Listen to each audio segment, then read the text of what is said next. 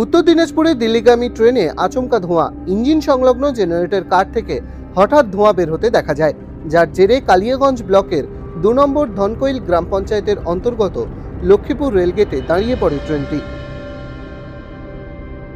রাধিকাপুর থেকে ১১টা নাগাদ দিল্লির আনন্দ বিহার টার্মিনাসের উদ্দেশ্যে রওনা দিয়েছিল 14011 নম্বর ট্রেনটি। স্থানীয়দের হইচই দেখে চালক বুঝতে পারেন কিছু একটা সমস্যা হয়েছে, তারপরেই ট্রেন দাঁড় করিয়ে দেন চালক।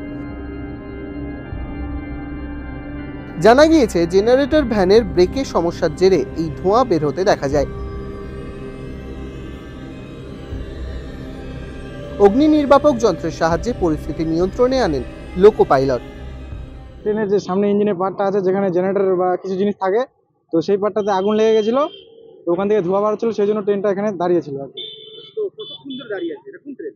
এটা মনে হয় আজকে মঙ্গলবার, আনন্দ বিহার নাকি এরকম, আনন্দ বিহার এক্সপ্রেস দিল্লি। হ্যাঁ, কতক্ষণ ধরে গেটে দাঁড়িয়ে আছে? গেটে মোটামুটি 15-20 মিনিট ধরে দাঁড়িয়ে আছে। এটা কি কোন জায়গাতে ছিল আগুনটা? এটা কালিয়াগঞ্জ টু রাধিকাপুরের মাঝখানে, এটা লক্ষ্মীপুর রেলগেট বলে। ট্রেনের কোন জায়গাটা ধরছিল? ট্রেনের একদম ইঞ্জিনের পাশের বগিটাতে, যেটাতে বগির কোন জায়গাটা? বগির কোন জায়গাটা সেটা মানে একদম সামনের, মানে সামনেই একদম আগুনটা বলে ডালিমগাতেই লাগছে, তো এখানে রেলগেটে এসে মানে চোখে পড়ছে, তো এখানে বললো রেলগেটে ঝান্ডা টান্ডা দেখা দাঁড় করা আছে গাড়িটাকে, এরকম আর কি। এখন কি ট্রেনটা চল হইলো, আবার চলাচল শুরু হলো?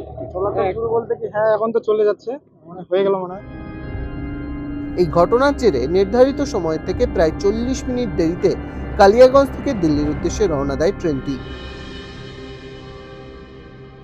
ডাউনলোড করুন এই সময় অ্যাপ iOS ও অ্যান্ড্রয়েডের জন্য।